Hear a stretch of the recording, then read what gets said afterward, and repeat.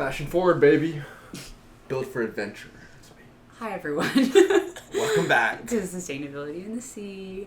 So happy to be here. We're doing a little debrief today. Let's do it. Carissa just got back. Wait. This week. We have to tell them what's up. We have to give them the updates first.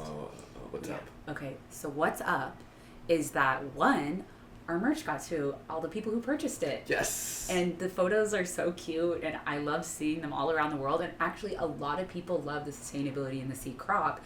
And I don't know that all these people listen to the podcast, which is funny because it's just cute, right? So you guys should check it out, especially if you're listeners of the podcast. It's a crop. Obviously, everything's made of sustainable materials. We actually have a lot of social media posts that talk about that. Mm-hmm. So check it out. We'll put the link below, but we're just excited to see more ocean conservationists highlight these issues with things that they wear. Wearing what they love, if you will. And personally, my favorite part about it is, as I've gotten older, if I don't want to have a confrontational conversation, it's nice to, or be like that girl who's bringing up the ocean, it's nice to just be like kind of signaling it subtly, yeah, with the messages on your shirt. Yeah.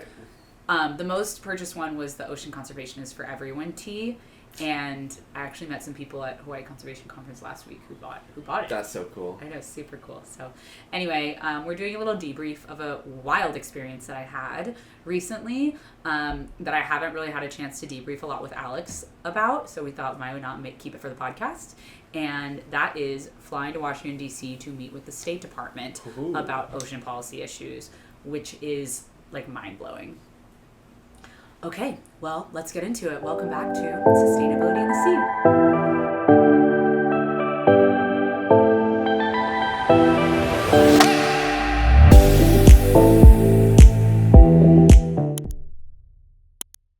Okay, so before I get back, we are going to New York Climate Week this year. How do you feel about that? I'm excited. We've never been, none of us. And it's me, Alex, and Hannah are all going. The whole team, pretty much. Sorry, Joe. He's busy. Joe's very, he has another job that requires a lot of travel, so he always asks, the joke is that he always has to miss our retreats, and our very sparingly team trips, but New York Climate Week is supposed to be really intense, and you've never been to New York. Never been to New York, never been to Climate Week. Apparently there's going to be a lot of happenings. Yeah, so, what are you most excited for? To meet people, I think. Meet people in the space and kind of learn what else is going on beyond Hawaii, because I'm pretty well connected here, I think, of what ocean climate work is being done.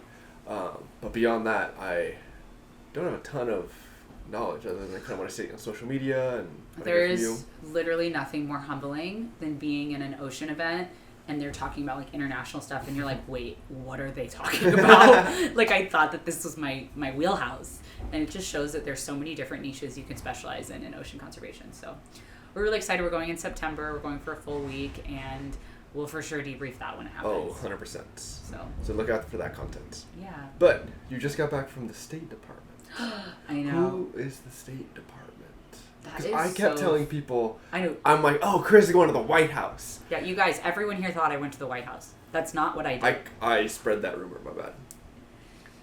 Who is the State Department? And they're in D.C., so they're part of the government, obviously. But what does the State Department do? Okay, so the State Department handles international work. So the White House is obviously the White House, and then there's Congress, who the Senate and the House, dictate bills during the legislative session, and it moves through their chambers. And then the State Department handles international scope, and they do a lot. So that's kind of like treaties and... Treaties, working with other countries. If anyone's heard of an embassy, I've known of an embassy because if you lose your passport when you're traveling in another country, you're supposed to find the U.S. embassy and they're going to help you get back home. That's how I know about embassies. But embassies are also a way to have relations with other countries. So I actually learned that Mexico is our strongest trade partner in the U.S. And so we have a ton of embassies in Mexico and they have a ton of embassies here because we are constantly going back and forth. Yeah. And it's basically, for lack of a better term, it's relationships with other countries. And we know that changes drastically based off the leaders that we have in place, based off of the international landscape. And I went as the only ocean person to learn about their specific ocean policies. But it was a full day of programming, and they covered a lot of different topics, but there was one session on ocean policy, which I think we should focus on. We definitely will. But before we jump into that, like, how did you get to go? Because you got an invite. So, like, can anyone just show up, or like, what is this event? Yeah. So there's this crazy thing that's happening with media and content creators and influencers that I just didn't expect to happen so quickly, and it continues to blow my mind. So when our parents were growing up, they got all of their news from television, right? Or before newspapers. And so as a result, like, these like big world leaders would like have their press relationships. They have press briefings all the time. But what's been going on in the last 5 to 10 years is we as a community, especially younger folks, are getting our news from social media, and we're not spending time. I mean, have we ever had cable? Like, no. Not in our relationship. Yeah. I don't think I ever had once I left my parents' house. Yeah, my parents still have it. Yeah, my parents do too. But, so like, well, you don't like watch the nightly news by any means. Right, but like I grew up doing media. that. Like my parents did that, and so we're at this point where like 40 years and younger are like not watching cable, and so as a result, or reading blog posts or reading news articles or all these things. Part of that's I think because of our shortened attention span, but as a result, there's a lot of like news platforms on social media, and it's what I'm calling like a decentralized approach to information sharing around the issues that we care about. And I mean, I follow a bunch of like news accounts like Impact and Environment that focus specifically on environmental issues, or like Under the Desk News, who focuses on political stuff, and it's just more efficient in my mind, and those are trusted voices. But it's, for lack of a better, like, sorry to make this long, like, they're really just we're turning the news and press relationship on its head through social media. And the government is trying to figure it out. They're trying to figure it out. And so what they're trying to do is they're trying to identify people in different sectors to share information around what they're doing, because the information isn't getting out there. So this was a programming focused on climate change and environmental policy for people who work on information sharing on social media, content creators and influencers. That's super cool. Yeah, there were only 8 of us there. And there was only one ocean girl. I guess that's you. Sierra's an ocean girl too. Okay. She's a climate. She's a climate girl too. But I'm mainly so ocean. Interlinked. I just like don't even need to. There's great people doing work and not enough people doing it in the ocean. So if this is like your sign to become an ocean content creator, I would say we really need it. But so does that explain your question? Like, it's kind of like we're kind of almost like press now. Pretty much. So it was like an open house, and they kind of like answered questions and had some presentations, essentially, right? Yeah, and it was actually so much more dialogue than I was expecting. This happened when I met with the State Department in Greece too. We thought they were going to come in with an agenda and all this stuff, but really they just left a huge portion of the session for us to just talk and ask questions and be open about it. That's perfect. And I know. And then if they had time and if they were comfortable, we were able to interview some of them. So I got to interview 1 or 2, which was great. Yeah, and the ocean, like, these are like the ocean people within the State Department working on ocean issues. So the ocean panel had the comms guy, who's amazing, and I found out he was actually one of the on the ground partners who helped us with the COP28 partnership with NOAA, and interviewing Brenda Mallory from Council of Environmental Quality, and then Sarah Kapnick from NOAA. Yeah. And so he like helps make these things possible. Also, just an aside, I was so inspired by how relatively young a lot of these officials were working on this. It just goes to show that like we really have so much power distribution going to the younger generations. That's great. As in like millennials and younger, and like that someone told me in Greece, they were like, millennials kind of run the world, and I was like, it kind of just hit me when I went in there, and I was like, whoa, we're all like this. It doesn't look like it in Congress, but maybe. Yeah, but who's doing the Congress's work? Yeah. The congressman's work. It's millennials. That's awesome. And hopefully Gen Z soon. Excuse me. Okay, so let's talk about your ocean conservation part of this open house. Yeah. What did they talk about? What was the deal? Okay, yeah. So it was the communications official who is doing amazing work, and It was also the head of the person who takes point on ocean conservation issues, which was great. And then we had someone who supports policy development. So they were actually one of the co-drafters of the Ocean Climate Action Plan, which is crazy. Cool. And then the other one had a plastic pollution focal point. And it was a panel of 4 people. Nice. And it was awesome. So those are kind of the things that the topics you focused on. Yeah, I mean, we were able to ask questions about whatever, and I'll tell you guys what I asked, but that's just what their expertise was. So if I was going to come in and hit them, I did. I came in and hit them with a question that they straight up didn't know the answer to because they're clearly not. That's not their field. Yeah, it's not their field of expertise. And I mean, it'd be the same thing with me. If I got an email today asking about, like, the ecosystem importance of walruses, and I was like, dude, yo, I work in the tropics. Like, I don't know I don't know how to help. Yeah. So, but, yeah, so those are the 4 people that we did the session on. And, you know, I mean, the other environmental creators, like, have, like, a pretty high-level understanding of ocean issues. So I would say, like, the 4 main things we talked about were, like, 30 by 30 in the High Seas Treaty. Cool. The Global Plastics Treaty. And then, like, the stages of the Ocean Climate Action Plan and where it's at. And then I brought in some other questions of things that were important to me, like deep sea mining and, like, human rights abuses in fishing vessels and derelict gear, and that how plastic pollution impacts that piece of it. And yeah, I would say we should do, like, maybe should we talk about each of those 4? Go. Yeah. All right, let's start with plastics. What'd you learn? Okay, so we mainly talked about the Global Plastics Treaty, okay, which is like an international treaty that's actively being negotiated on by a bunch of different countries, trying to reduce plastic pollution. Okay. Is it pollution from the source, or is it just pollution that is, like, entering the ocean, or what? Yeah, I mean, it's addressing plastic pollution as a whole, but it's being negotiated on what text is going to be in the treaty. And so, like, because negotiations are happening each year, there's, like, opportunities to advocate for, like, the things that we want in the text. And so I was like, hey, how much are you focusing on the source? And they were like, we're trying to get source language in the treaty. Because what happens is they negotiate on the language, and then the treaty gets ratified, and then everyone who ratifies the treaty is, like, bound to the commitments that they made in the treaty. And so this is actually the most important part, is figuring out what you're going to commit to in the treaty. Totally. So source is huge, right? Because we need to address the source of all plastic pollution, which is fossil fuels. And then I was like, are we going to talk about, like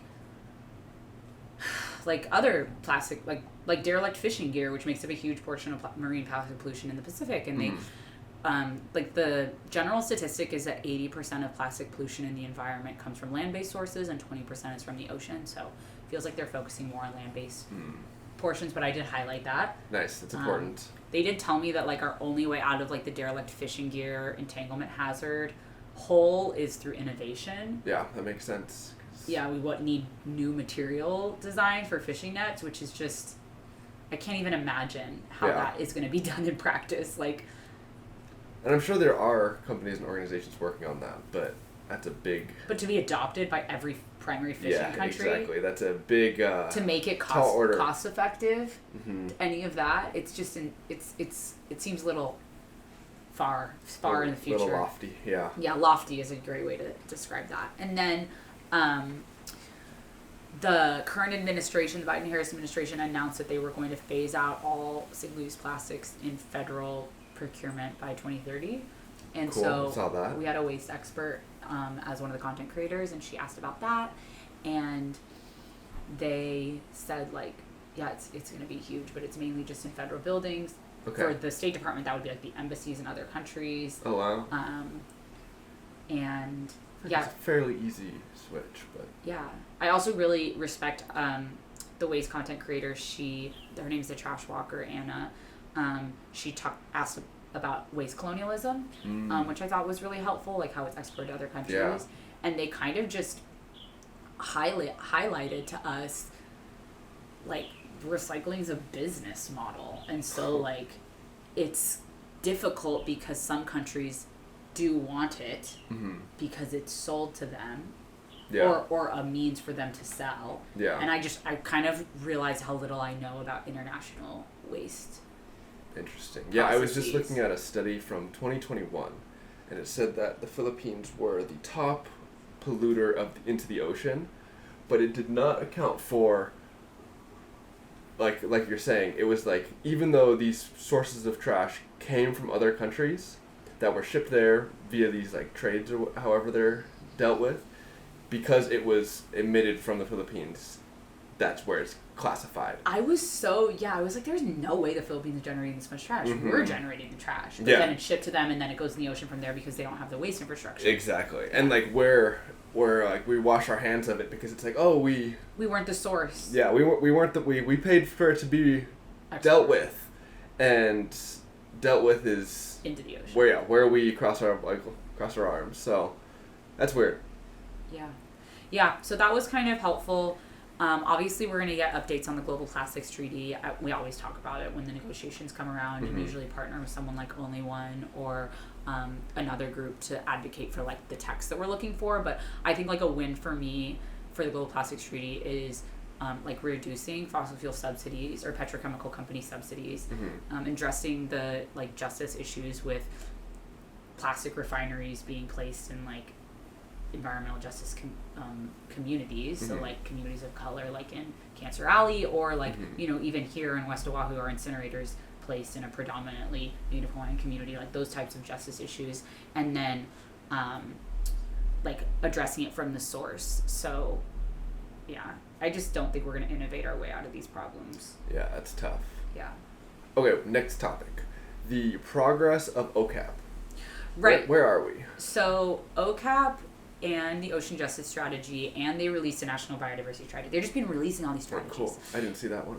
That one came out during World Oceans Day. Gotcha. So it was a very busy time for us.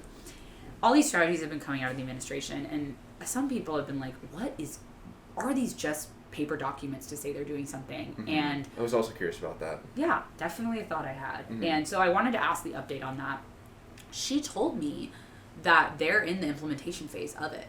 Oh, nice. I didn't get enough time to figure out exactly what that was, but I thought it was going to, like, these documents were going to be framing up funding, like, pathways, like, if there's a bunch of money available for ocean climate work, like, the pillars that are in the OCAP are going to be, like, the pathways for funding, but I wasn't able to confirm that, so hoping that I can have the continued dialogue with them. She was super cool and awesome, and, and super grateful for, like, to talk to someone who actually wrote some of that text, and I talked to her about the importance of including nature-based solutions in there, and she was like, that was huge. So I would say, like, they say they're in the implementation phase of it.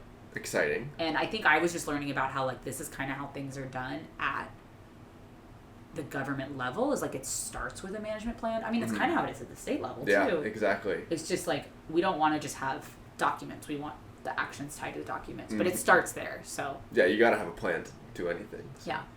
Okay, what's next? Sorry, what's the next? Oh my God. So I asked about human rights abuses on fishing vessels because. Oh wow. Okay, so give us a quick little background on what that means. Okay, I'm gonna preface this by saying I deeply want to educate the FutureSwell community on this issue in depth. I need to understand the nuance and the details a little bit more, but the general overview, which is great for the purposes of this episode, is that the largest sector of modern day slavery is aboard fishing vessels. Wow. Period. Did you know that? You knew that. When did you find that out? I knew that because we talked about it, but we have another episode with Gabby who touched on that. Yeah, you guys should listen to that episode. It's from the OG days. Yeah. She talks a lot about her PhD work there and women's role in the seafood supply chain, but maybe we'll bring her on for a follow-up. Yeah. There's also this movie called The End of the Line. It's a documentary, actually, and it focuses primarily on this issue, and it just really highlights, like,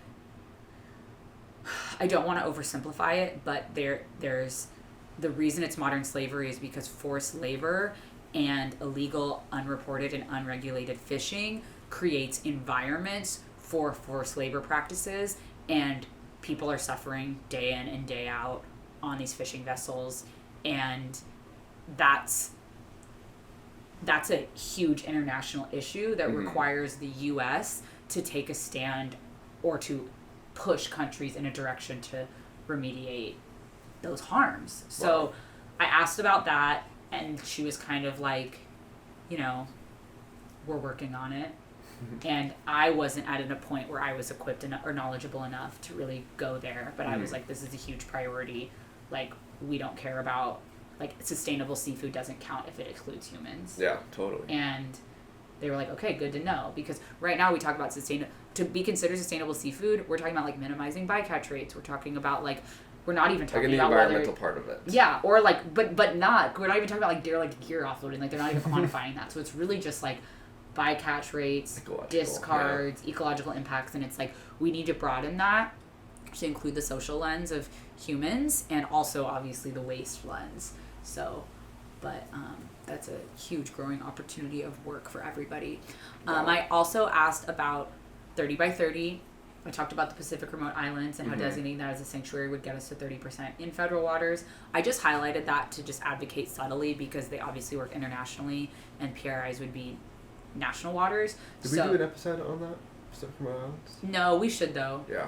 We'll circle back to get more details. Yeah, it's essentially like a potential marine protected, it's a monument right now, a potential marine protected area that if like expanded and then given the depth of protections we would be reaching, we would go over 30% of the U.S. For a national waters, level, yeah. At a national level. Which would be super cool. There's a lot of nuance with that we'll have to get into in the episode, which is why we haven't done it yet. Yeah.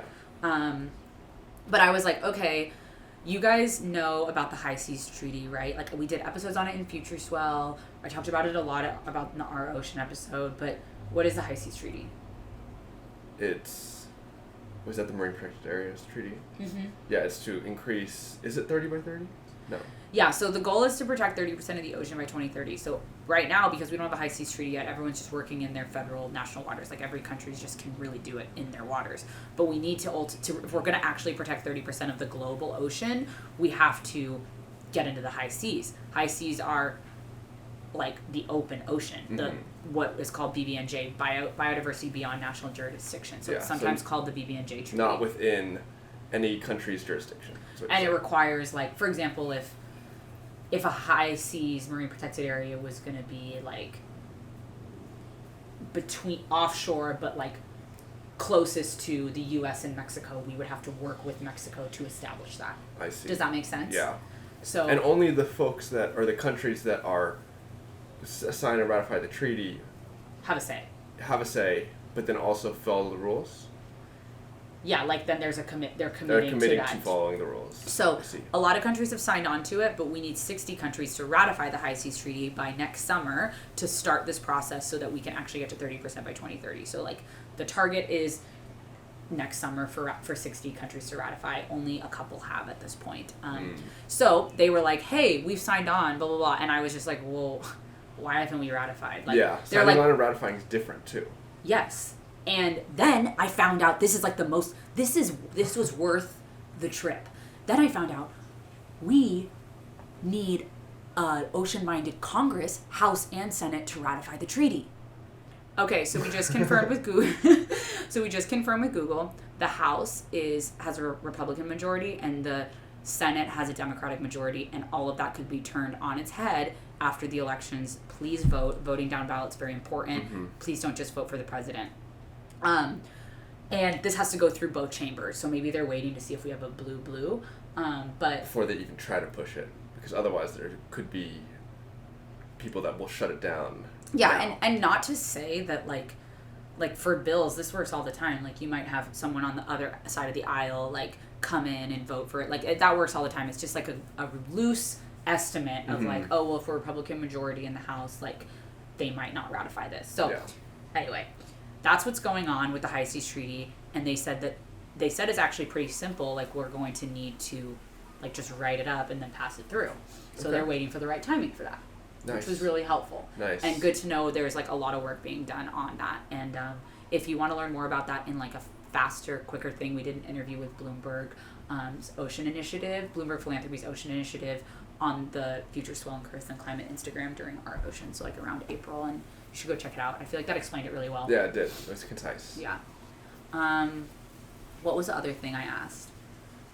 Obviously asked about deep sea mining.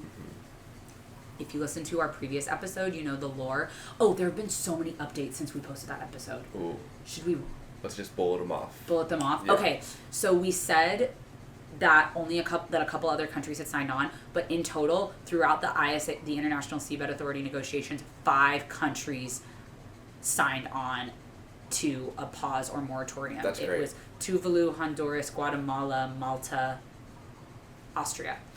Wow. Nice memory. Wow. Yeah. I wrote it in like an Instagram post, our Ripple newsletter, which went out last week on like, it just was written a bunch of time. I can't believe I just did that. Okay. Yeah. So 5 countries came out. Also, we were talking about the election of the head of the ISA, and the pro-ocean conservation woman from the Global South, Leticia Carvalho, won. Nice. So she is taking on that role in 2025. So Okay. he has 1 more year left. But it's just like crazy that he was unseated. Mm-hmm. Wow. So that gives us like a huge hopeful chance. And then the other thing is that our coalition letter that FutureSwell was part of, that's Sustainable Ocean Alliance largely organized, was delivered to the State Department last week. So then I was there and I was like, hey, did you guys get this? And they did. And I was like, yeah, my work was on there. Nice. It was so cool to be able to be like, hey, like I'm not just Yeah. an influencer. Not just an influencer, impact leader as well. No, I don't know about that, but definitely advocates. So we're thinking about ways to bring you guys involved in more sign-on letters and like being able to show like, oh, the FutureSwell community, like X amount of signatures supports like these direct asks. Mm-hmm. So I asked about deep sea mining, and they basically said like they're working on like figuring out the U.S.'s stance, and it's going to be coming out soon. We know that like there's a lot of need for relationship building within Congress for folks to take larger stances on it. This is essentially pitting environmentalists against each other. If we're going to, people who are really pro clean energy just think that we need deep sea mining, and that's just not the case. And so trying to expand our perspective to look at alternative modes to generate our clean energy needs is like a huge part. And I'm really grateful for the dialogue around that, because I hope that we'll be able to talk about like when they do take a stance, like we can have a relationship to advocate for, more ambitious stance right now. So, and then the last thing I wanted to share was that there was this incredible woman, and I think she was on the record, so I can say her name. Her name was Sherry Sykes, and she did her opening remarks, but she also had lunch with us. Oh, fun. And I just learned so much from her. She is in a recruiting position now to bring more state officials in, but she has a background as a community organizer. She's worked in oceans. She worked on the Deepwater Horizon spill. Oh, wow. Which I studied that as a college student. Like that literally turned me in between Exxon Valdez and Deepwater Horizon. Like I was like, I'm done with science. Like I'm going to be a conservationist. And she talked about her experience with this was a really good example of what the State Department does. She was like, when Deepwater Horizon happened, everyone was freaking out, and they were like, what do we do? This is so huge. As a State Department official working in that jurisdiction, she focused on bringing in experts from other countries to help inform the strategies to stop. So do you remember, did you study the Deepwater Horizon? Did you ever do a project on it? Or? Not in depth. Not in depth. What about Exxon Valdez? Also not in depth. Okay, they did this boon. This just goes to show that those college project topics that you choose actually do stick with you, because this was just a random project that I chose as a sophomore in college. Nice. But they had these surface level boons that collected the oil at the surface so that it could be removed. And she said that that was a result of information and knowledge sharing with other countries, and they were the ones who helped bring in advice on the dispertants, which obviously dispertants backfired and were really bad for the environment, but just figuring out on the fly and tapping into our relations in other parts of the world of hey, you guys had this oil spill, what did you do, what worked, what didn't work. Oh, that's awesome. It's so key to collaborate like that. Yeah. And she also worked on stopping the legal wildlife trade of ivory to support elephant population recovery, and she shared with me a little bit about actually how that was done, because that's where my mind always goes, is I'm we can talk about like, oh, we passed the deep sea mining bill. Mm-hmm. I'm like, how did you guys do this?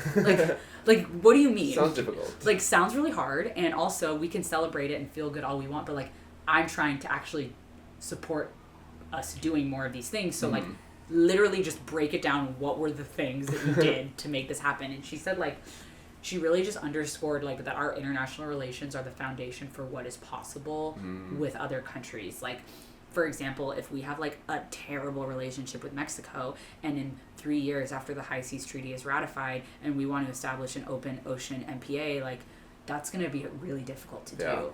And it just really hit home like how because I'm always like, I've been on a little bit on a pipe train of like our local elections matter so much, but now I understand the ways that like our foreign relations really dictate what we're able to be done at a global scale. And like think about like the global plastics treaty. If our president is, I don't know if our president's in the room, if our president is in the room, just hypothetically is in the room and they're like, we need to address fossil fuel subsidies. I don't know if I could ever imagine that happening, but like just hypothetically, like we're going to address fossil fuel subsidies. And then like the other country is like, well, we have bad relations on trade right now. Like, why should we listen to you? And like just how connected it all is. And it's kind of sad that that's the way it is. They're like, I know, but it kind of goes back to everything we've always said, which is that relationships are all that matter. This is true. And your ability to make impact work this and like is true. to do things successfully is like, can you work with other people? Like, what's your communication style? Like, you know how we always tell you guys that the soft skills are all that matter? I'm like, the soft skills of this like literal visionary Sherry, I was like, you are amazing. She also gave me some good organizer tips, which was helpful. And she was saying she used to like organize the young moms in her community to go out and give testimony during public comments. Oh, that's fun. So. Super cool. Yeah. Sounds like a productive, quick trip. Yeah, really quick trip. It was really hard for me, if I'm being honest. Like the carbon footprint of that trip was a lot, and I'm always weighing that. And I do feel like those relationships are going to be helpful overall for the ocean conservation movement. And you guys, I'm just like inching closer and closer to ocean policy, and I feel like it's all gonna intersect. And you know, I always get emails from you guys that are like, hey, I'm interested in ocean policy, and like I would love to make engaging in policy easy and simple for the future swellies, and like still figuring out what that looks like, but definitely a lot of room to grow in that area. And as a media and consulting firm that is not a nonprofit, that is not a corporation, that is not like we can advocate. So, super awesome. Let's do it. Any other questions? I don't think so. Thanks for telling me about this. Yeah, it was kind of intense. Yeah, sounds like it. Did I use too much jargon? Let us know. All right, see you guys next time. Bye.